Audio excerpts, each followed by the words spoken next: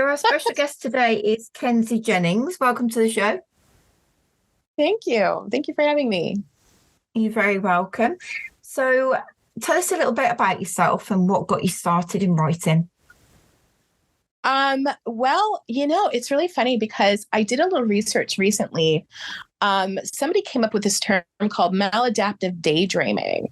And back when I was a kid, I used to live in my head, live in my own stories, sort of experience life as a fictional kind of narrative. And I didn't know that there was an actual term for it. So I've been interested in storytelling since I was really young. I wanted to be a screenwriter, though, because I was interested in visual storytelling. And I did all of the prep for it. I had a great mentor when I was a teenager who guided me really well and taught me about writing treatments and option agreements and all of the technical things that you don't normally learn until you're actually in the business. And so I went to film school for a couple years. And kind of, film school was kind of mainly because I all I wanted to do was be a screenwriter. I wasn't interested in directing or anything like that. And for a while, when I was in my early 20s, I got a little bit of minor success at it in terms of financial success. I had a couple of screenplays optioned. And the problem is that life gets in the way of everything. And I was going through a divorce at the time. I was really young. I'd gotten married right out of college and just kind of made all of these mistakes. And so at the time that my screenplays were optioned, I had already entered grad school and I was studying English education. And I just I'd been, when I was married, I'd been living in Japan. My ex was military and I'd just been teaching there. So I just kind of merged into this career that I knew would be more possible and realistic than living as a screenwriter, a starving screenwriter. But, and so the timing was really bad. And I just the options were a couple of small production companies had optioned these two screenplays and they just kind of ghosted me. And I just drew away from it. I said, I don't want to do this anymore. And I'd been writing a little bits and pieces like short stories and essays. I'd taken up some journalism as well. But I was more focused on my studies and getting an actual viable job. So, and then, so there was this big blank amount of time where I just kind of dabbled in little stuff. I didn't really do anything seriously. And then I wrote a novel. It was not a horror novel, and I know this horror stuff, but it was a. I hate saying this because I hate the genre. The name of the genre, a chick lit superhero novel, and I marketed it as. I pitched it as Bridget Jones meets Wonder Woman, and. It got some interest. I actually signed with a small press, Ghostwood Books in London, and something happened to the press. It's when it's a small press and it's run by only one or two people, things happen sometimes. And so they just stopped publishing novels and they told all of their writers that they had signed with at the time, we're sorry, we're going through this dilemma right now. It was a personal issue that they were having. And I felt really bad for them because I know that it's hard to keep the momentum going sometimes. So, but by then things kind of changed. And this was back in 2017, 18, around this time. And I had already started a horror novel. It was my very first horror novel. It was Reception. And at the time I had befriended Jeff Strand, who does, I'm sure he's comedy horror writer mainly, but he does all kinds of stuff. And he became kind of a mentor to me for a while because he and his wife Lynn had lived in Tampa, and I'm living in Florida, so we met up and became friends. And he kind of gave me some guidance on contracts. Like when I had my contract with Ghostwoods, he kind of taught, we went through it together just to see what kinds of rights I'd be giving away, all that kind of stuff. But when I got into horror writing, he was more able to help me because that's his jam. So he read reception for me, and he absolutely loved it and said, listen, you need to pitch this, but you need to pitch it at a small conference, at a small event rather than something large. He was going to KillerCon in Austin, and he invited me to come, to come with him. He said, there's a small press that's just starting with an anthology called And Hell Followed. It was Death's Head Press. And Jared Barbie and Patrick C. Harrison III had started this press together and had gotten all of these relatively well-known indie horror authors to sign on with them for this anthology. And so Jeff was going there because they were, they said, look, we really want you to submit to us. They couldn't afford him. So he said, listen, you can pay me whatever, the amount that you're paying everybody else. But here's what you're going to do. You're going to treat me and my friend to barbecue while we're in Austin. So I was like, okay. And so he gave me, I had the opportunity while we had this barbecue, and it was terrible barbecue, by the way. Everybody who knows the stories know the barbecue was just so bad. And for Austin, as a design. But we all commiserate, at least we all had something in common, right? Besides horror, our love for horror. And I kind of pitched it to the guys. I pitched it as, cannibals at a wedding, and they were intrigued. So I when I got back from KillerCon, Jared reached out and said, we want your book. We want to read your book. So I sent them the book, and within a few months they had accepted it.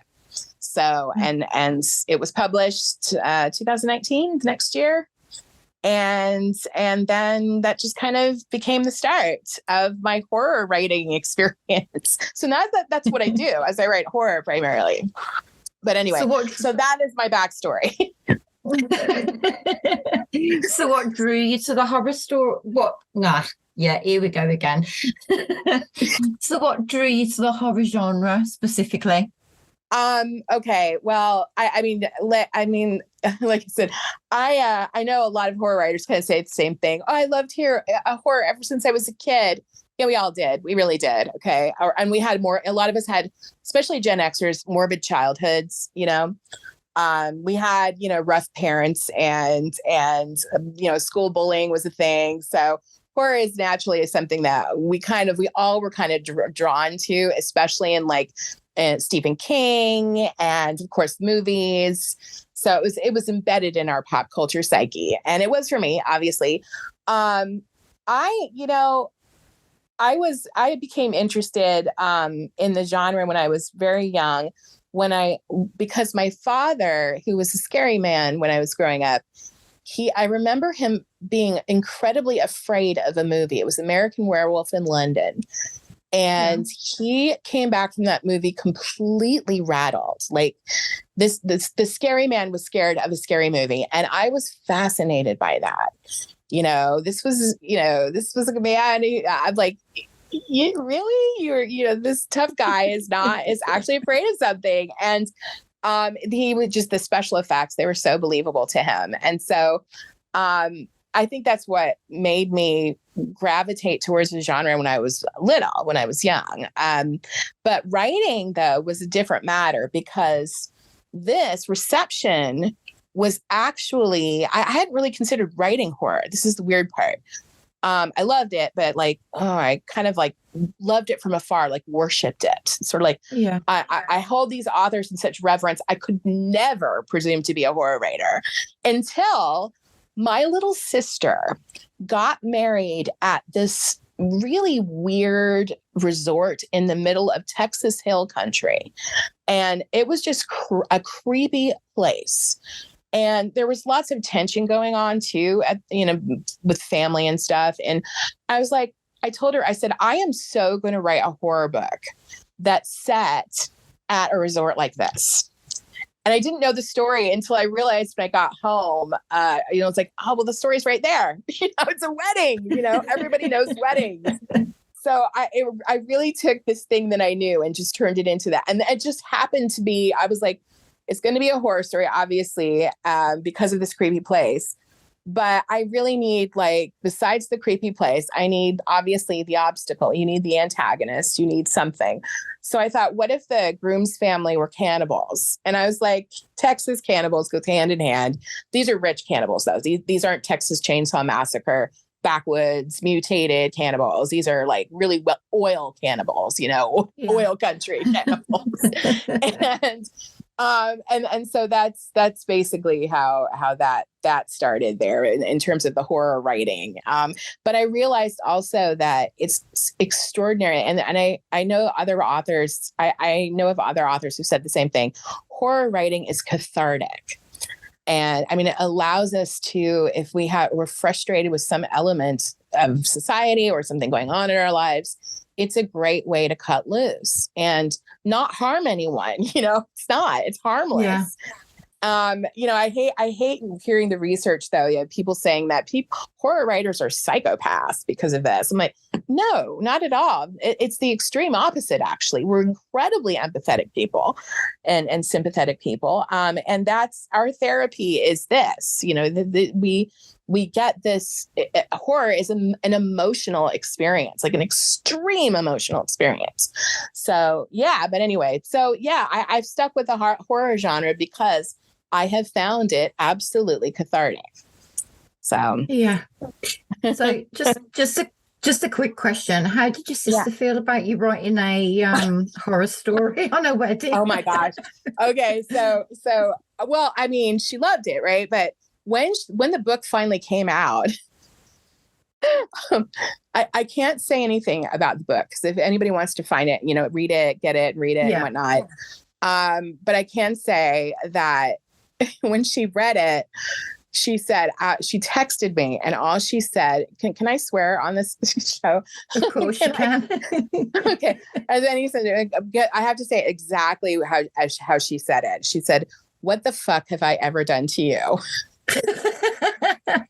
So that was after she read it too. So yeah, but she really loved. She is my baby. Both of my sisters are my biggest cheerleaders. They love it. And my baby sister and she and I, we've been through this kind of creative, like in the arts kind of. She wanted to be an actress, and she got that because I had gone into acting for a small bit of time in my life. Just that weird gap that I was saying before, did a little community theater, nothing big. I was in an improv comedy group too. And it was terrible. I shouldn't have done it, but she loved watching it. And so she wanted to do it too. And she went to school to study musical theater. So we had this arts connection, and my other sister too, she's very artistic. She's now into graphic design and whatnot. And so we've got the arts running in our family. So we are our biggest cheerleaders. So they read my books and they're like, what the hell? But they love it, So. So walk us through your process for developing a story. And I know you've been cheating. I know. Well, and this is actually, I like this question because it comes up a lot because of writing. We're all writers, and I teach writing for a living. I specialize in rhetoric and composition, and I teach that to freshmen in college. And so the process, I always tell them, the process for me is not going to be necessarily the same for them. I heard, was it pantser and plotter? Is that what it is? The pantser by the seat of the pants. I am a plotter. And I have, first of all, I have to find inspiration in something. And whether it's lately, as I've grown older, it's always been something real. There is something solid that frightens me or frightens somebody I know. And I'm like, I got to turn that into something. So I take notes on my phone. I do, because I guess it's the 21st century notebook. I don't know. But I have like all of these crazy ass notes all in my phone. So again, if like the FBI or anybody took my phone, they would really think there was something wrong with me because of all the morbid notes and research notes too. Things like I found this, and I just put the citation where I found like a fact that I'm like, want to put it in a story or something. But yeah, so my process is meticulous in that I keep meticulous notes on my phone. I shouldn't even say they're meticulous to me, but not to somebody else. I know my own organization. And then what I do is I upload them to my computer and then start outlining from it. And I have to, because I can't. The only thing that I've ever been able to write by the seat of my pants, just start writing right away, are short stories. And even that goes awry for me, because I always need to know where the story is going to go. Even if I change it later, I have to have some kind of like push to an ending. And especially now, because I've got this kind of, I don't want to say writer, we all have our little gimmicks and whatnot. I like twists. I like really good twists and turns. So I use that a lot in my writing. And so I will, Reception had 3 endings. And when I finally found an ending, it really polarized all the readers, just like the ending at the actual book. But I love it. So I'm like, I have to, even if I change it to something else, the story still has to move in that direction. And that means that if I change the ending, I have to go back and re-outline. I have to go back and say, I've got to insert this scene here and this scene here, because otherwise it's like a Deus Ex Machina. It's just, there's a twist, but there's no reason for it. What is that? It's just out of nowhere, So, yeah. So that's that's kind of my very, I don't want to say OCD, but it's very organized kind of process. And then I start drafting and then rewriting. And then the editing process for me, I don't edit as I go along. I kind of, I don't want to say, because I'm, my job makes me really meticulous with my own writing. But I go back and I try to see if I forgot anything. The continuity is important to me too. And so, I have beta readers too, but beta readers sometimes are blind to things. So it's like you get an extra eye and then you have to go back again yourself. And check it. But and then it turns into obviously what it is, the book or whatever it is. So that's my process. Kind of long-winded, I know. No, it's fine.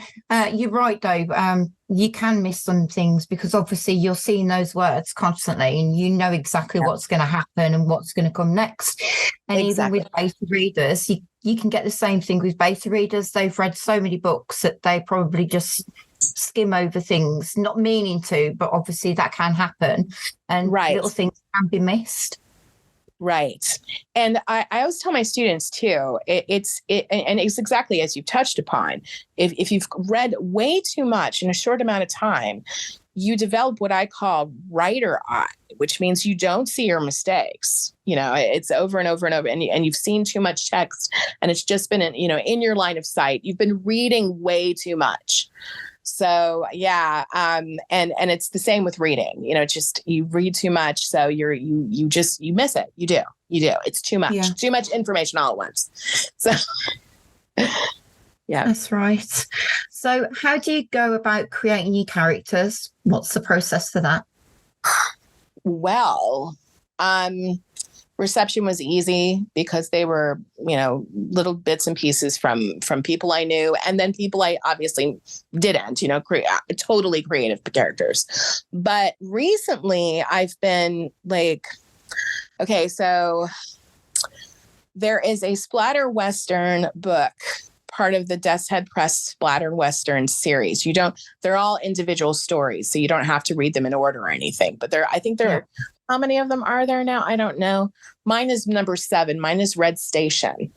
And a lot of my readers were drawn to, a lot of people who started reading my work loved that book. They started with that book. I would have liked Reception, but that's not necessarily the case.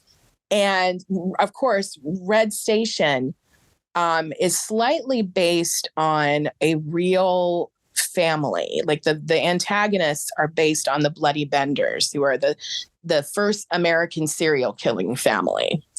And they were in Kansas in the 1870s. But the protagonist in it, the heroine in it, is a completely invented character who just someone I wanted like, I guess that maladaptive daydreaming. If like when I was a kid, I really wanted to be like a badass superhero kind of thing, like kids do, but adults do. And I thought, what kind of woman would I just be enamored with, just watching her act, and watching her actions, listening to her talk. And I developed a character out of that. And I found the best part about it was that I found that all of the readers who loved Red Station loved her. That's why they loved Red Station. And I said, they all thought the same way I did. They wanted to see this female character who wasn't this kind of cartoonish, like, I don't know, final girl superhero. She was fallible. Yeah. But I wanted to make her classy and interesting and have a mysterious kind of backstory to her. And so I'm now working on a book that is just about her because of people requesting it. And I'm like, you know what? I want it too. My most recent work that's out is a short story in the anthology Hot Iron and Cold Blood that came out. Was it last month? I think September, maybe. Was it this month? And it has a story about her in it, about the character, about Clyde Northway from Red Station.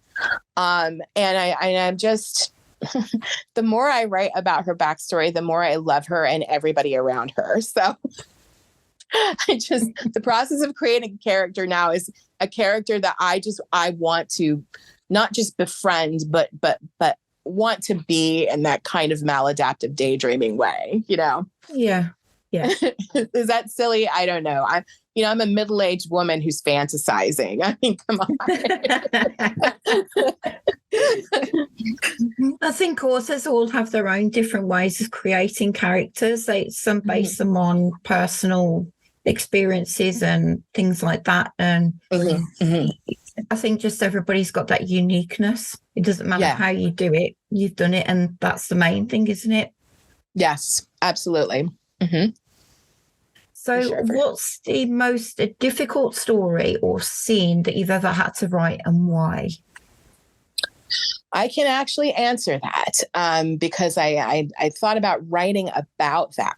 I haven't, I only have 4 books out, but I have a lot of shorts out there, short stories and whatnot out there.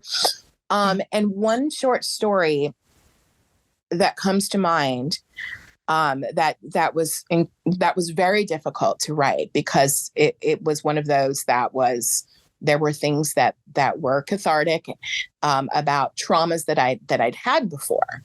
And I just, you put it in a work of fiction and it's just out there. So it's very vulnerable. Yeah.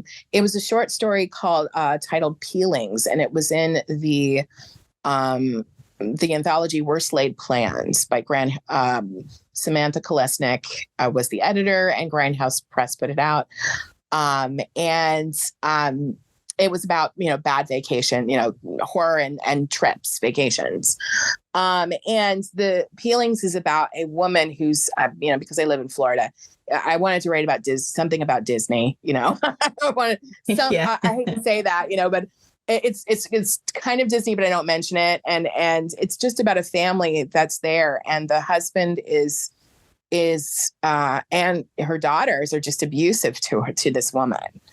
And so it's kind of got this weird, fantastic bit in it with involving I don't know if you've ever heard this at Disney World.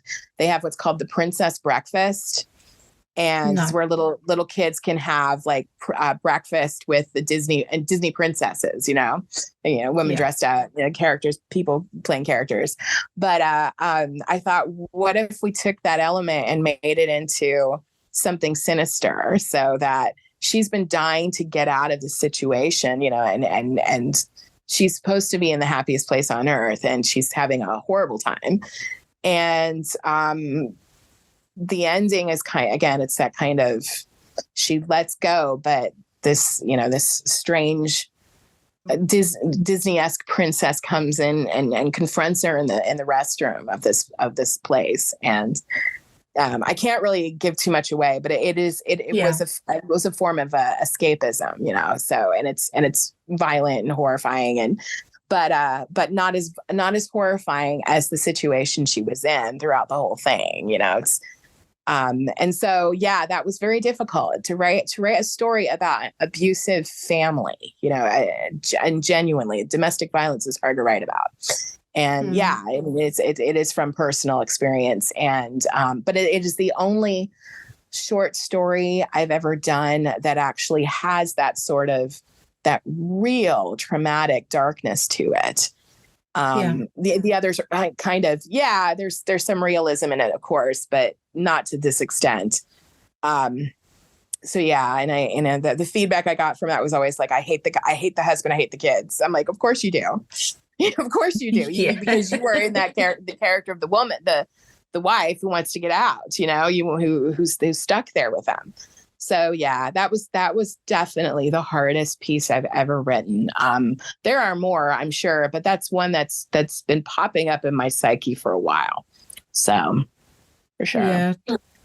Domestic violence isn't a very nice topic, is it really? No, it's horror. it's real life horror. So, you know, and as I said, I mentioned before, I mean, Gen Xers familiar with it. We're familiar with it. We're familiar with difficult people in our lives and family members like that. And it just kind of, for horror writers, it bleeds all the time into writing, of course, in some way, shape or form. So that's right. So have you got any memorable feedback from a reader that's made an impact on you? Yeah, I mean, I have it's always a mixture of stuff. I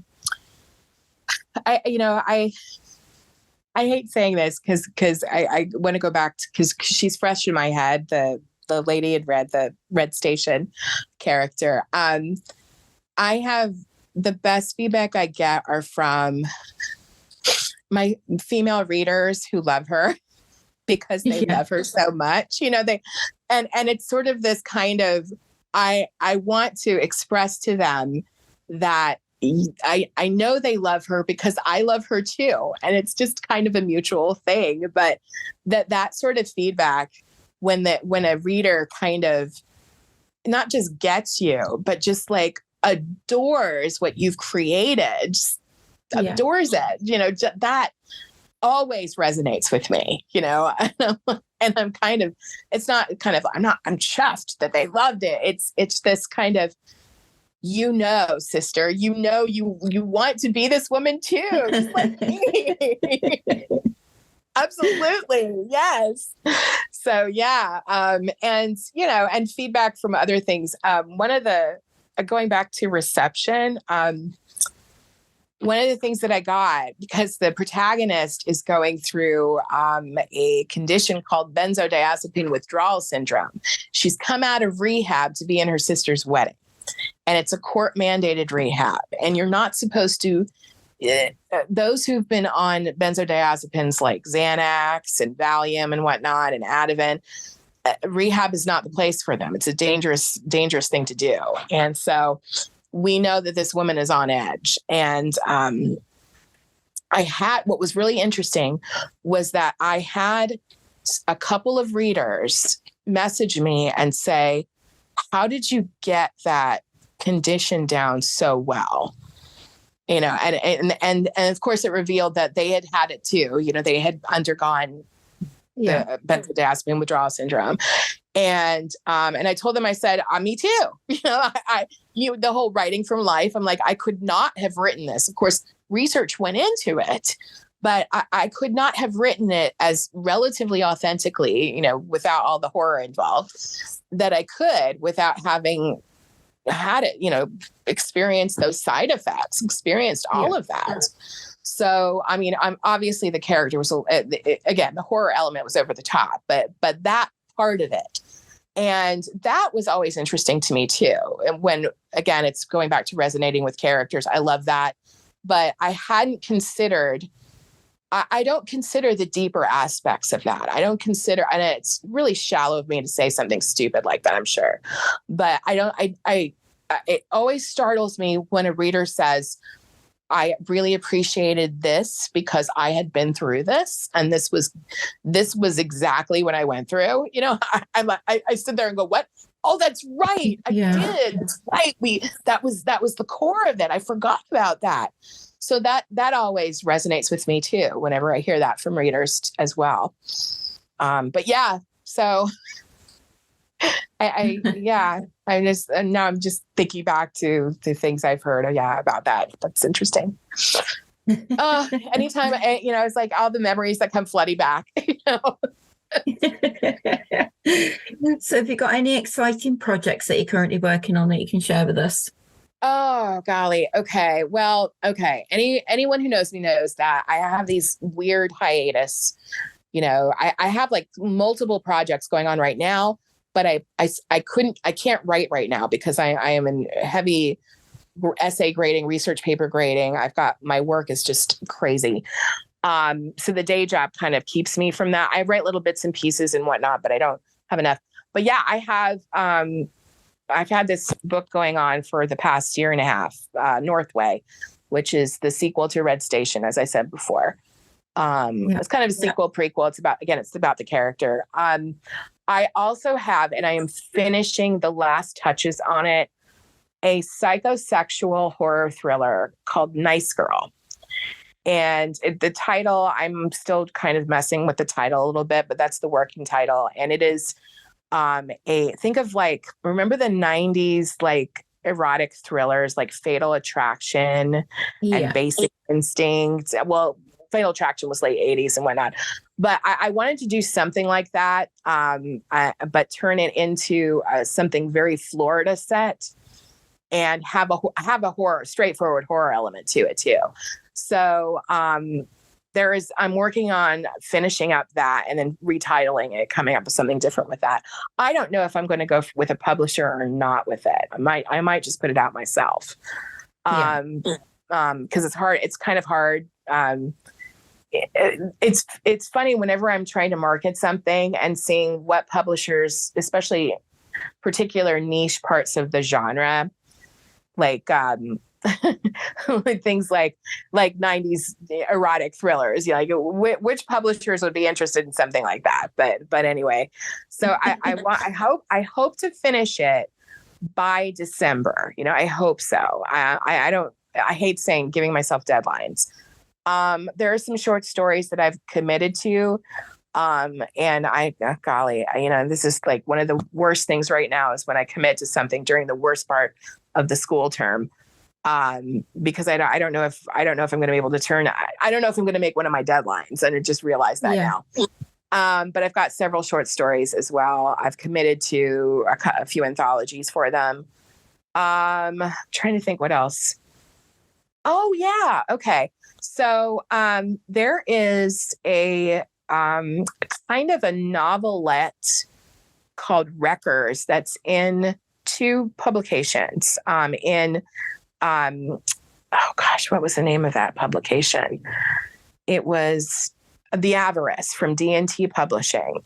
And it was about, the sin of avarice. And Wreckers also appeared in, I self-published a collection titled Always Listen to or Hurt. And it was a lot of pre-published stuff. And Wreckers was one of them. But I wanted to turn Wreckers into something larger. So I've started that. It is a pre-apocalyptic horror novel about a cult that wants everybody to be decimated for ruining the earth. And so they deliberately cause car crashes. And it's my favorite story I've ever written. And only a few people have like remarked on it. And I'm like, okay, well, what if I turn this into something bigger? So I'm working on that too, in between days. But those are the things that I'm currently working on. Everything is always subject to change. Again, it's like asking me what I'm working on during a really hectic term at school is hard to answer. It's hard for me to answer. So yeah, as long as you don't ask me when the deadlines are, when they'll be out, because I have no idea. No, I have no idea. That's what I'm working on. No, that's fine. Okay, so if you've got any advice for aspiring writers who want to break into the horror genre, what would you say? Boy, that's one that changes constantly. I was gonna say, don't hesitate. Be smart about it when you do this, when I say this, but don't hesitate to reach out to an author you admire. Don't hesitate to do that. And what I mean by that is, don't be creepy when you do this. Don't be weird, just because it's like I try to respect other authors' business and try not to interfere, understand that their time is valuable too, respect them. And again, don't be creepy about it. But yeah, reach out to an author you really admire, and then strike up a connection with them somehow, even if it's a matter of, if they're reasonably local, take them out for coffee or something. Because those connections are what matters. It's the one constant throughout my years of writing in general and wanting to be a writer, was the commonality was I always had a mentor, and it was always somebody in the business. And granted, I hate saying this because there's a lot of stuff going on right now, but have respect of that mentor-mentee relationship too. It's vital. You can be friends, but watch everything else around you. Be safe, be wise, and understand that whatever relationship it turns into, know where it first began. It's the whole reason why you're here and why you're writing. You want someone to help you and guide you, and then you want to do the same for someone else down the line. So that's my biggest piece of advice. I think that's been a constant. So fantastic. So where can we find your books, Kenzie? Well, Death's Head Press. I think it's also Dead Sky Publishing. They're also, the books are available everywhere. They're on Amazon, they're in Barnes and Noble and whatnot. I am going to be setting up my own shop at some point. I'm hoping over the Christmas break, for my website, kenziejennings.com, because I don't have a shop on it.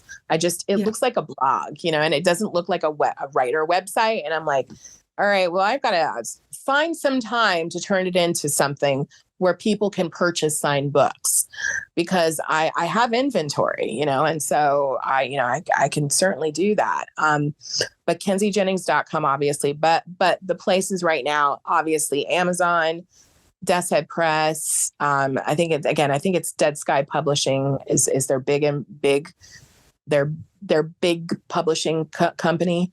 I'm so confused by it, but anyway, and Barnes and Noble, Apple books, etc. But yeah, you can find it all there. It's all there. And if I have an author page on Amazon too, I have that. And I think now I know I do it for Goodreads as well. And I know that I have one for, as of now, is it BookBub? Is that what it's called? BookBub? Does that sound familiar? Because I didn't know that you could set up a page for it and you had to be accepted and everything. And they had to verify you and everything. I was like, oh my gosh, it's a process. I just joined that. So don't go there and expect to see a lot of anything on it. It's just there. And nobody tells you this one thing, there's this speaking of like little things you're working on, I have this piece this essay I'm working on called I want to be a better writer. And it's just a long spiel about everything that doesn't have to do with actual writing, but everything around it, such as the business of writing. And it is so time consuming. And so these people who are able to not think about a day job, who do this for a day job, that they have the time to create a website for themselves and a storefront, and they have the time to complete their books. It's just nuts. So the marketing side of it as well, that's a full time. job on it. So yeah. I mean, thank goodness for social media. That has helped me and so many other writers right now. I remember going to the Tampa Bay Publishing Conference. It was my first publishing event that I did, and like real events where I was on my first panel, everything. And there was an older woman in the audience who said, "I will never be on social media." And I'm just like, I walked out of it thinking, what an arrogant, idiotic thing to say in the 21st century. If you want to be a writer, you have to be connected. And the marketing now, because of that, the marketing now it's still time consuming, but it's a heck of a lot easier than it used to be. Yeah. I mean, I can't even imagine what those guys, horror writers back in the 90s, and early 2000s what was the name of that? Remember the one publisher that did nothing but horror? And it was a big one. And everybody was under them. Everybody was with them. So they had to do all of their marketing through them. And now publishers don't even bother. They just say, you set it up. They might do things like get you interviews, but, well, we're going to have a table at this convention, but, whatever. So social media is our lifeline now. Yeah. Thank goodness connects for us it. with the readers. That's right. It connected me with you. So yeah. It's been a pleasure speaking to you, Kenzie. Thank you very much for coming on the show. Thank you so much for having me. You're very welcome. Is there anything else that you'd like to add? Read more horror. Definitely. That's fantastic.